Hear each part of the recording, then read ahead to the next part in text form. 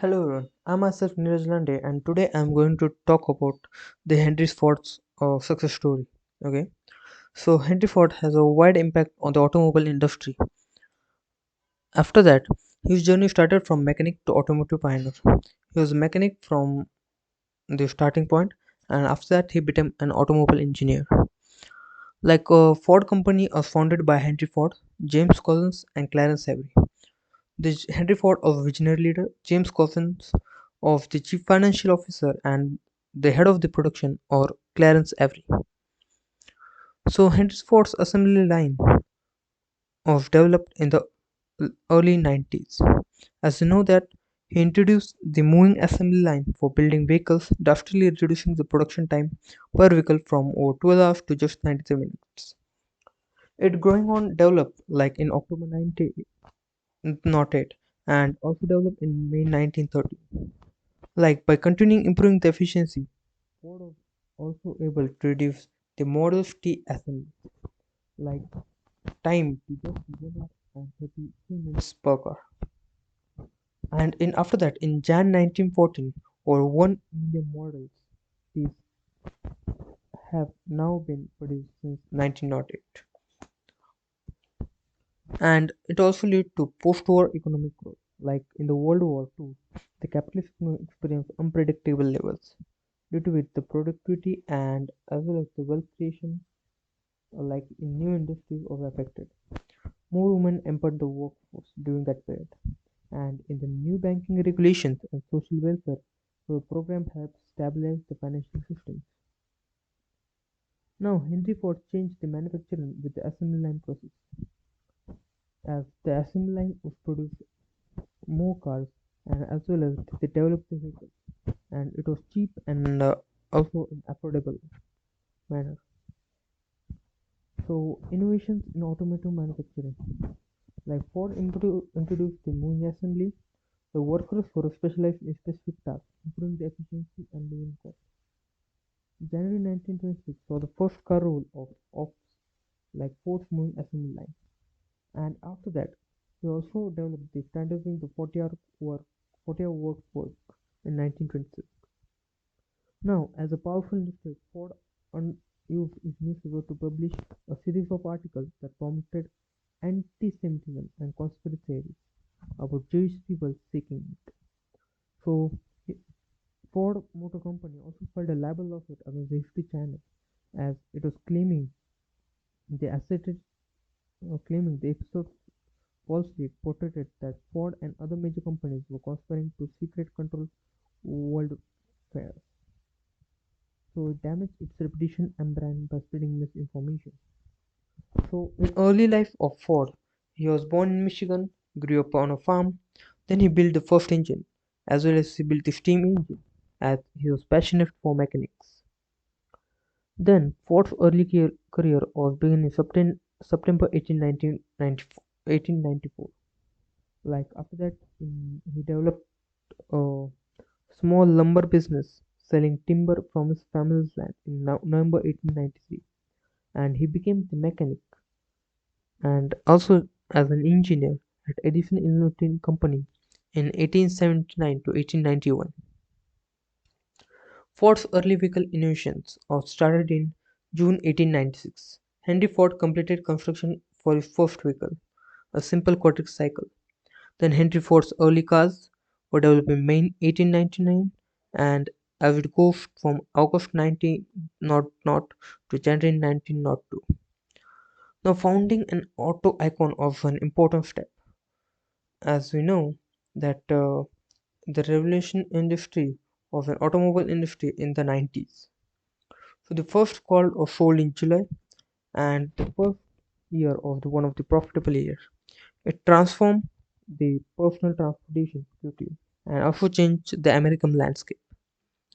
So this is the picture of the Model T's impact on modernity and society.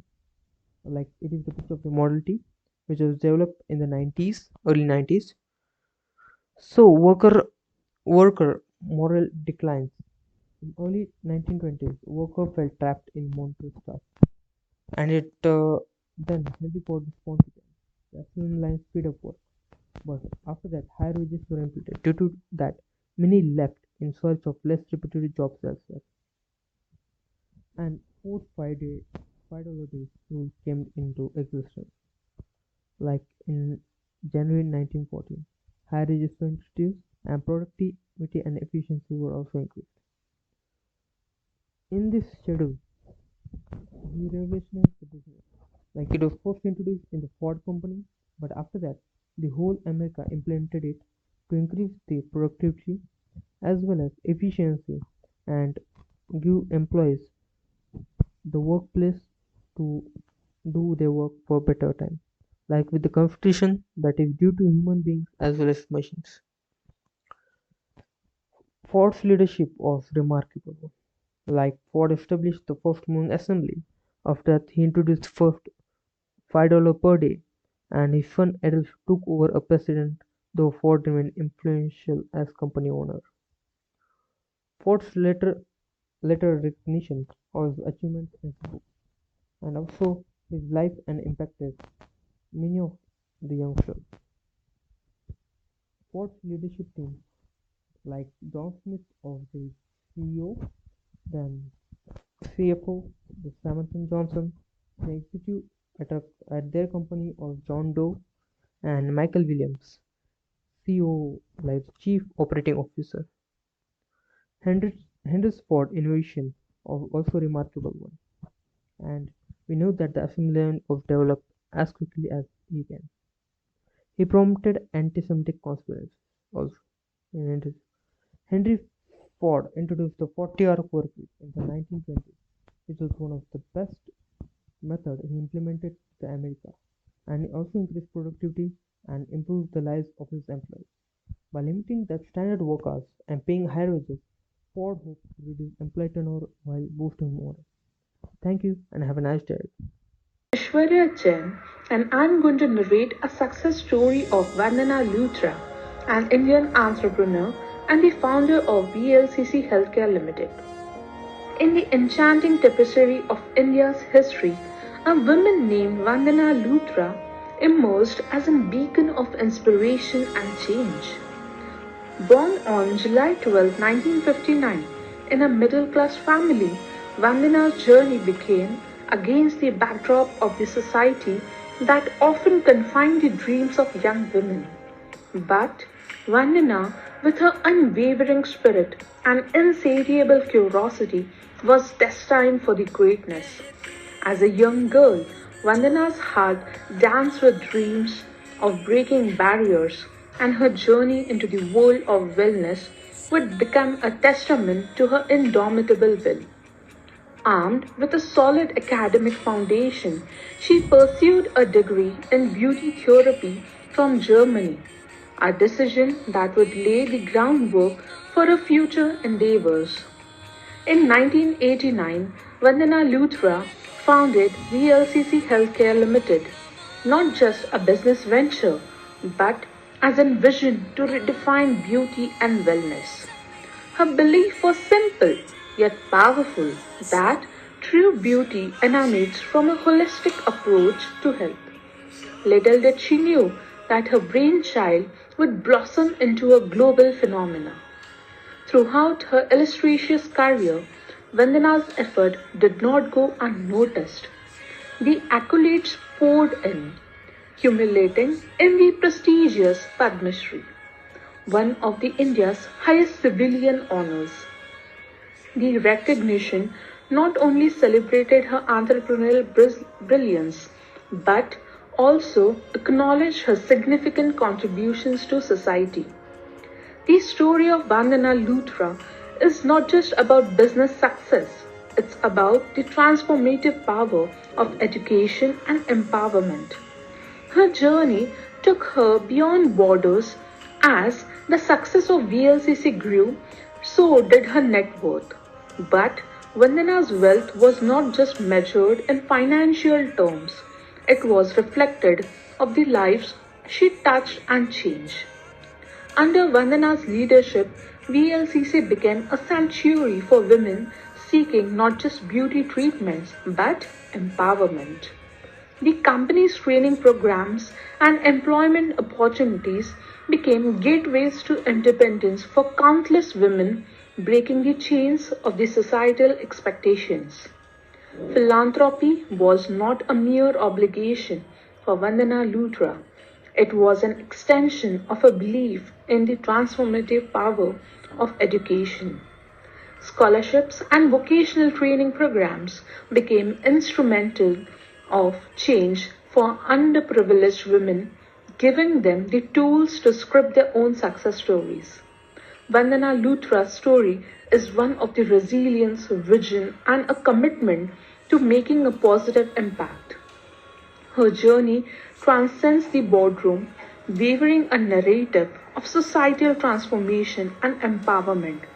In the end, Vandana Luthra stands not just as an entrepreneur, but as a storyteller of empowerment, a woman who turned dreams into reality and, in doing so, changed the lives of women around the world. Thank you. Left studies after 10th standard and his first salary was rupees 300 while working at gas station. In 1958, he started his first company. Today, Reliance Industry has over rupees 7.93 lakh crores revenue. Yes, I'm talking about Dhirubhai Ambani, the creator of Reliance Industries, a multi-billionaire dollar company, has served as an inspiration to many people who come from a background of poverty. Mukesh Ambani, the son of Dhirubhai Ambani, has helped the economy empire expand to unprecedented heights. You might be surprised by this lesser known Dhirubhai Ambani's fact. The second child of teacher, Dhirubhai was born in Gujarati village of Chorwad. He had to leave school early due to the circumstances in his home. After completing his 10th grade education, the media reports that he worked job to help support his family. A $1 billion corporation's first employee was a fuel station attendant. According to reports, Dhirubhai Ambani got his first paycheck while working at a petrol station in the British colony of Aden. The businessman had started working for Ramik Lal Ambani's company, a biz and CO that was cooperative. Dhirubhai Ambani spent some time working for the company without being paid, gaining invaluable business expertise. Yet, when working at a petrol station, he received rupees 300 as his first pay. A $1 billion corporation's first employee was a fuel station attendant. Dhirubhai Ambani hangs around with successful business people in order to develop new business concepts and grow his enterprises. He used to have tea at pricey restaurants to network and learn about the business. Yes, this is a short description about Dhirubhai Ambani. He is a great startup and innovator. Thank you so much.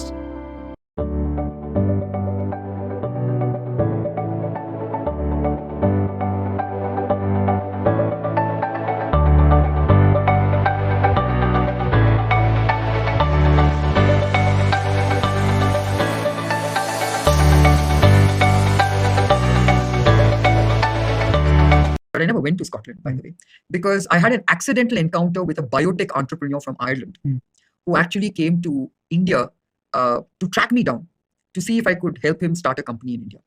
And he had heard about me from my Australian days.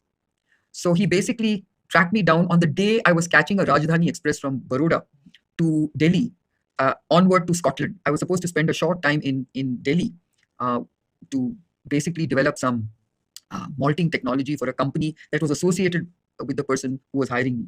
So I was supposed to spend 3 weeks and then move on to Scotland. But the Irish entrepreneur, who was also, by the way, Scottish in origin, Les Auchincloss, was also a brewer in his former avatar, but he had started a biotech company in Ireland developing enzyme technologies. And he wanted to actually, day I was about to catch the train in the evening, where in the morning I get this call at 8 o'clock saying, I'm Les Auchincloss, I've tracked you down in Baroda, can we meet?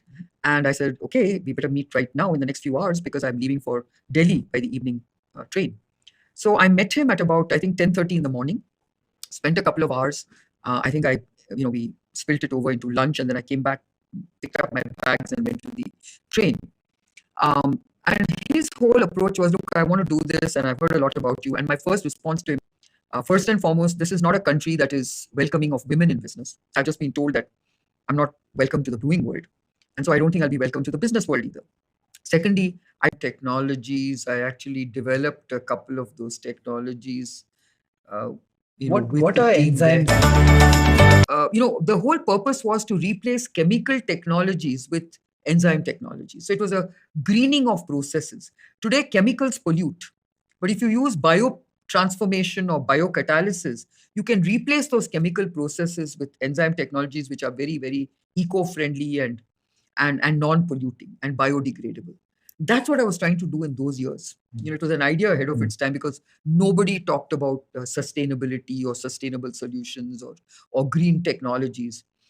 Everyone was busy polluting the world with the most efficient chemical technologies. And we still do that even today. But today, finally, the realization is that we are wrecking the world with chemicals. And, we are polluting the world, and chemical processes are irreversible.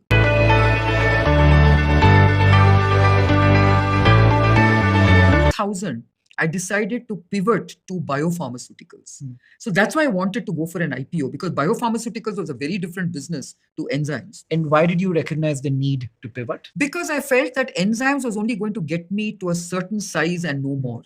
And I needed to get to a much higher size. And that much higher scale and size would only come through biopharmaceuticals. So what I did was I leveraged the enzyme technologies to biopharmaceuticals. So I think that's another thing I've learned as an entrepreneur, which John always credited me for.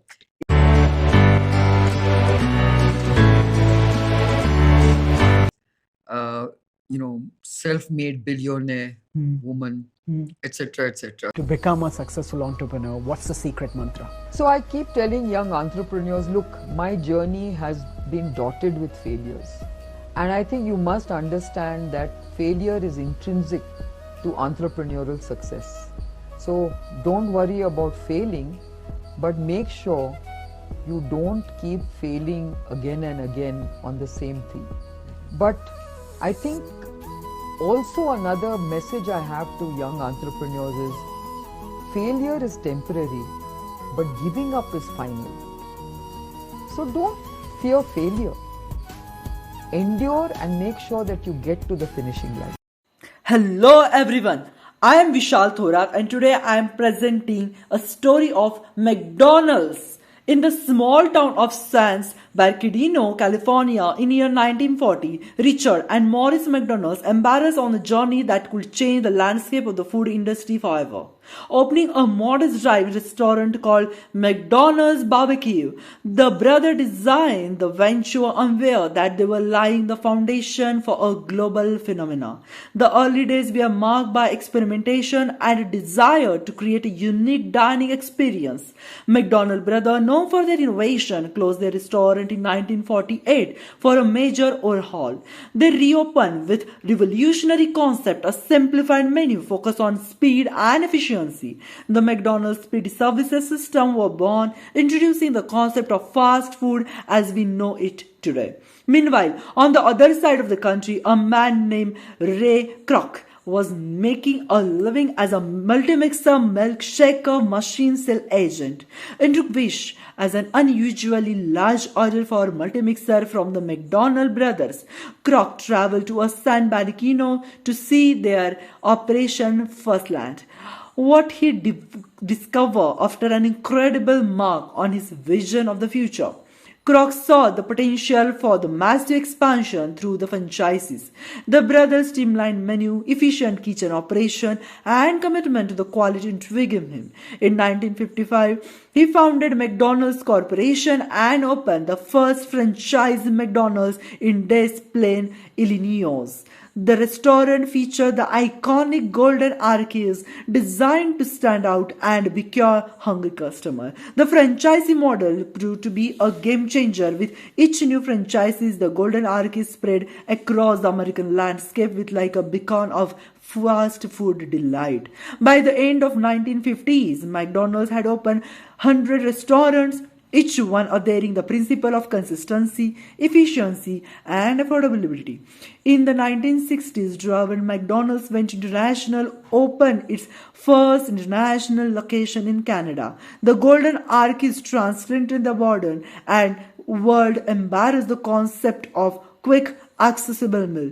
The company's success continued to soar, fueled by unwavering commitment to the customer experiences. In 1968, McDonald's introduced a culture icon, the Big Mac, with its special sauce, two all beer patties, lettuce, cheese, pickles, onion, and Simpson seed buns. The Big Mac became a symbol of company's innovative spirit. The ginger, to bill all parties, special sauce, lettuce, cheese, pickle, onion on a bun echoes in the mind of millions. In the 1970s, brought future innovation, McDonald's introduced the drive-through revolutionary fast food experience. Customers could now enjoy their favorite meal without leaving the comfort of their cars. For meal greetings, welcome to McDonald's, may take your order, become a hallmark of convenience. Amidst the golden arches, global expansion, the 1980s introduced another cultural phenomena, the Happy Meal. With its combination of a small toy and a child-sized portion, the Happy Meal became a staple from family and a source of childhood delights. As the 21st century draws, McDonald's faced new challenges and opportunities. The company's embraced technologies, introducing self-service kiosks and mobile ordering to enhance the customer experience. The traditional brick and mortar locations were complemented by delivering services, ensuring that McDonald's could reach customers wherever they are. The menu continued to evolve and reflect the competitor taste and trends. Customization became a key focus, allowing customers to tailor their order to suit individual preferences. McDonald's committed to sustainable initiatives aimed to reduce its environmental impact and contribute to the more sustainable future. The Golden Arches, once a humble design element, had become an iconic emblem recognized globally. Whether in the bustling urban center or quiet suburban, McDonald's continued to be woven its fabric of communities, a place where people of all ages and backgrounds could come together over a meal. And so, the story of McDonald's unfolded, a tale of innovation, growth, and adaptability from the small driven Sans Bernardino to the global giant with thousands of locations. Ratan Tata, the soft spoken man of steel. He was born on December 28, 1937, graduated with a degree in architecture and structural engineering from Cornell University. Also completed advanced management program at Harvard Business School. Appointed the director in charge of the National Radio and Electronics Company Limited in 1971. He graduated from Cornell University with Bachelor of Science degree in architecture, worked with Jones, and the further procedures were done over there. He was appointed the director in charge of the National Radio and Electronics Company Limited. He was appointed as the chairman of Tata Industries. Tata Motors came up with Tata Indica, the first truly Indian car, in 1998. 2003, stepped down from executive position, bought the truck unit of South Korea's Daewoo Motors, a stake in one of the Indonesia's biggest coal mines and steel mills in Singapore, Thailand, and Vietnam. Then in 2004, he took over the Tony Hotels, including New York's Piers. In 2007, Tata's Sons successfully acquired Chorus Group for an estimated of 6.7 billion euros, a defining movement for Tata Steel. As the Tata said, "A promise is a promise," said Ratan Tata, unveiling the People's Car, a mini four-seater priced as promised 5 years ago at rupees 1 lakh as a dealer price, and it was his dream machine. Nano, which means small in Paris, Gujarati, turns out to be the one of the font innovation, generating as many as 40 new patents for Tata Motors. In March, Tata Motors under Ratan Tata bought over Jaguar and Land Rover. The transformation agenda was written must be greater than the cost of capital. Awards and recognition have got a number of awards. That was Vibhushan, that was on 26 Jan 2008.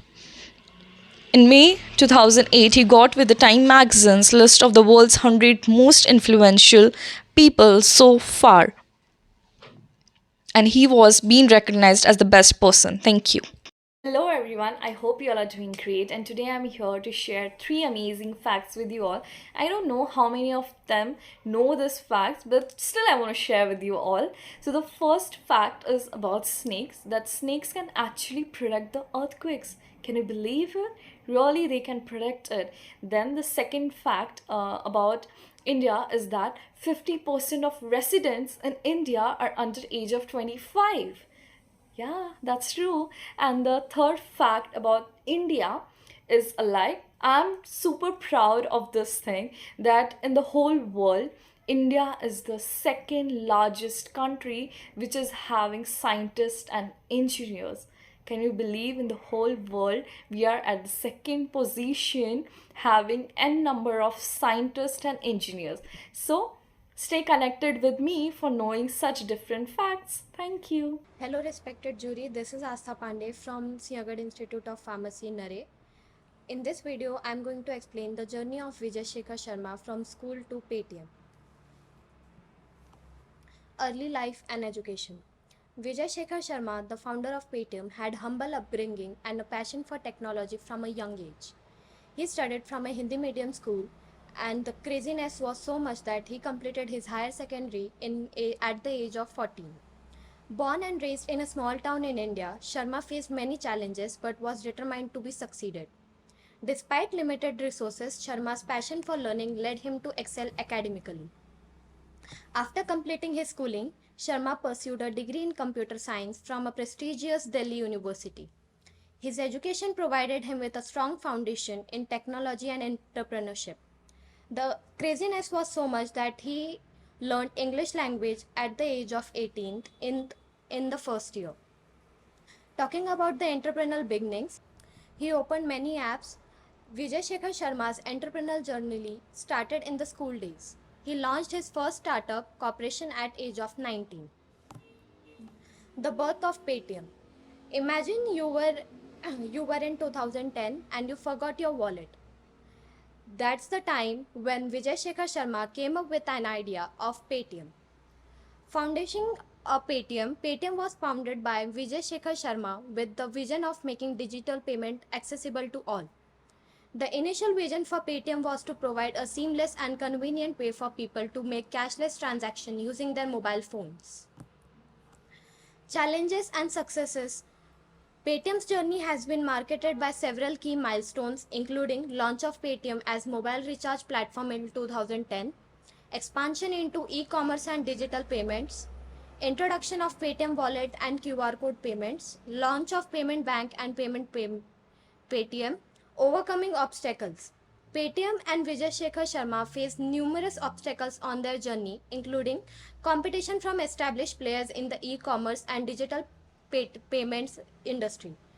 For example, PhonePe and Google Pay. Regulatory challenges and compliances were requirement, building trust and adaptation among users for digital payments.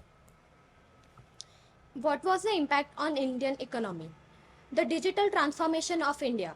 Payment has played a significant role in driving the digital transformation of Indian economy by providing a convenient and secure platform for cashless transactions. Paytm has helped reduce the reliance on the physical currency and promote a more efficient and transparent financial ecosystem. Paytm has played a crucial role in promoting financial inclusion in India by providing access to digital payments and banking services to millions of people, including those in remote areas. Paytm has empowered the individuals and businesses to participate in the formal economy and access financial services that were previously out of reach. The success of Paytm in India was that people learned to say that Paytm karo. So this was all the story about Paytm and Vijay Shekhar Sharma. Hello everyone, my name is Tejaswini Thakre, student of second year BPharm. On the occasion of National Startup Day, I am telling you the successful story of Biocon founder Kiran Mazumdar Shaw. She is an Indian self-made female billionaire entrepreneur and celebrated businesswoman. She is one of the richest women in India and is the chairperson of Biocon Limited based in Bangalore, India. Now talk about her journey.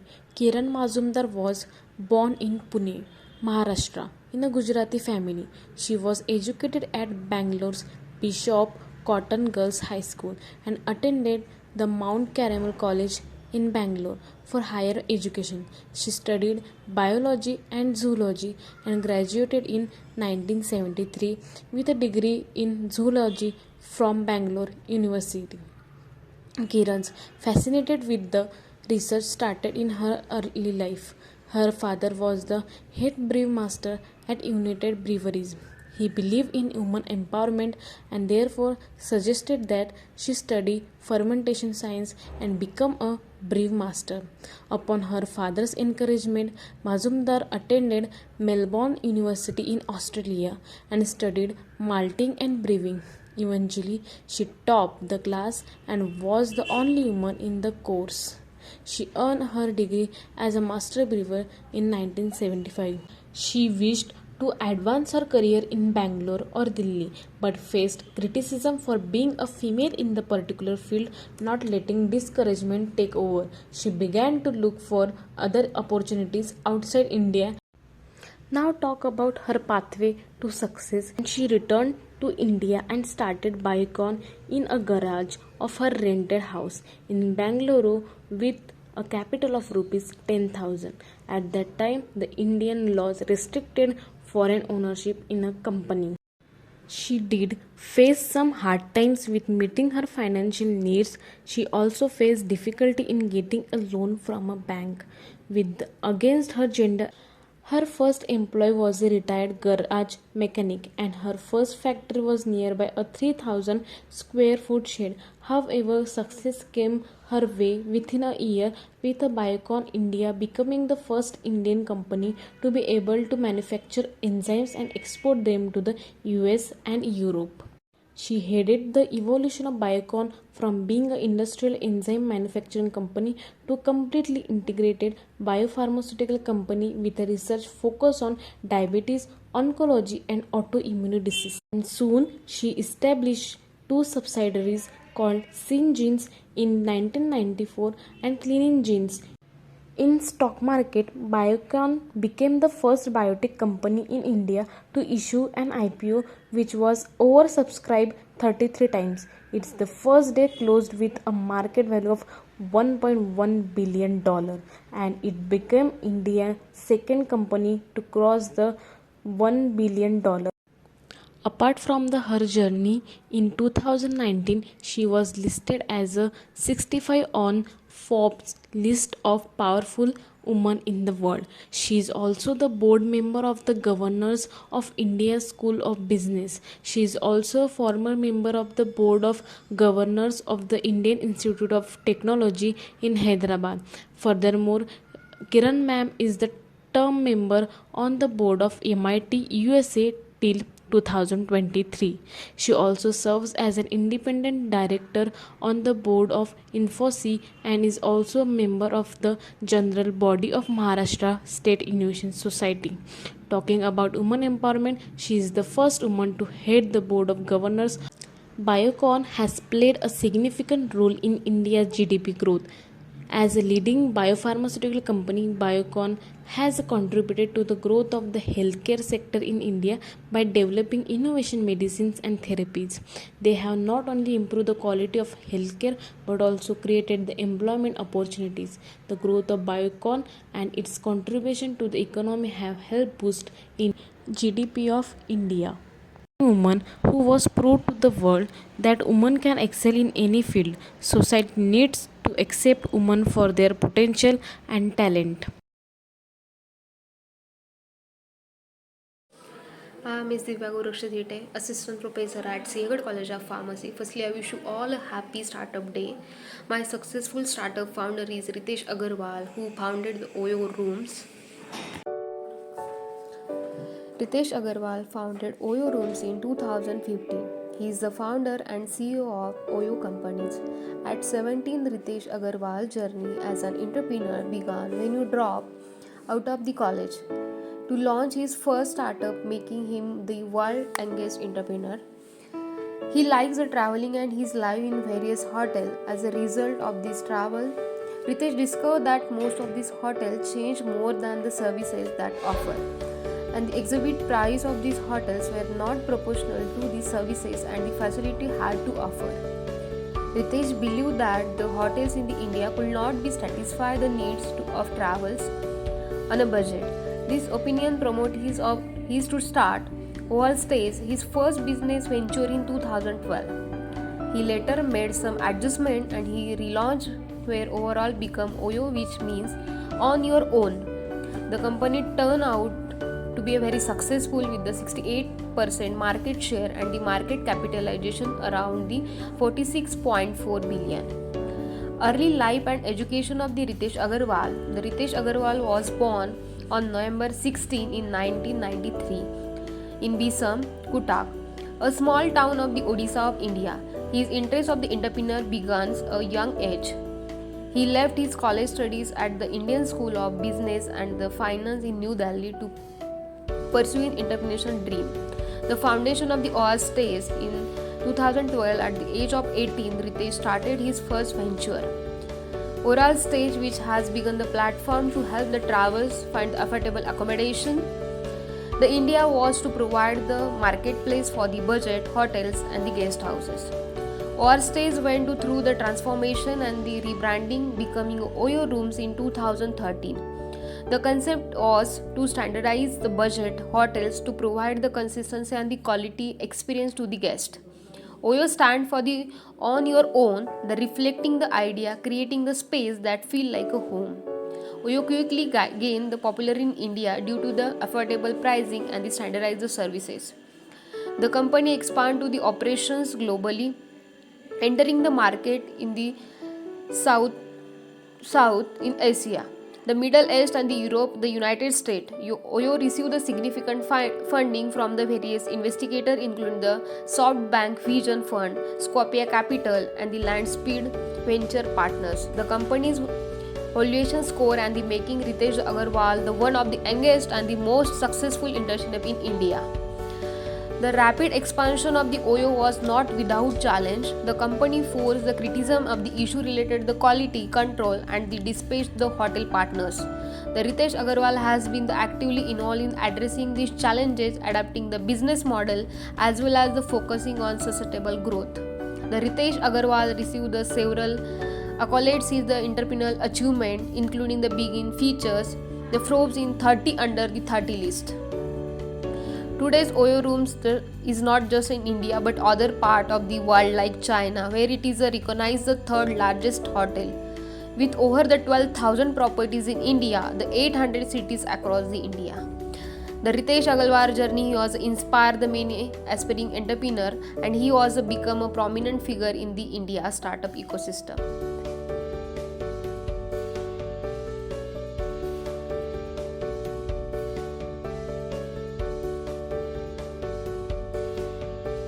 After working for 20 years as an investment banker with Kotak Mahindra Bank, Falguni Nair decided to open her own beauty brand called Nykaa. She had no knowledge about business or beauty industry, but she was a good observer. She saw that the consumers buy a lot of beauty products in foreign country, but the same wasn't in India, as the products were not available online and even if they did, people were not much aware about it. She knew that beauty products have high margin and therefore decided to bring an e-commerce platform to sell these products online. Now Nykaa marks 30 million plus visitors per month with a tie-up from 850 plus brands and earning a revenue of 500 crore. Captivating tale of Nykaa. It all began in 2012, when Falguni beheld a gap in the beauty product market. She saw the need for a comprehensive beauty retail store tailored to the diverse needs of Indian consumers. With the fire of ambition burning within her, she took a daring leap and founded Nykaa, a revolutionary e-commerce platform. The name, Nykaa, was inspired by the Sanskrit word, Nykaa, which means, one in the spotlight. It was a name that would soon become synonymous with beauty and wellness in India. Nykaa swiftly rose to prominence, carving its place as a leader in the cosmetics and personal care industry. Nykaa's virtual shelves were adorned with a dazzling array of beauty, fashion, and wellness products, both international and local. It was a sanctuary for beauty enthusiasts across the nation. With over 17 million monthly active users and processing more than 1.5 million orders, Nykaa had become the ultimate destination for those seeking to enhance their beauty, and well-being. What set Nykaa apart was its unwavering commitment to authenticity. Every product was carefully sourced from trusted brands, ensuring quality was paramount. But Nykaa offered more than just products. It was a treasure trove of knowledge.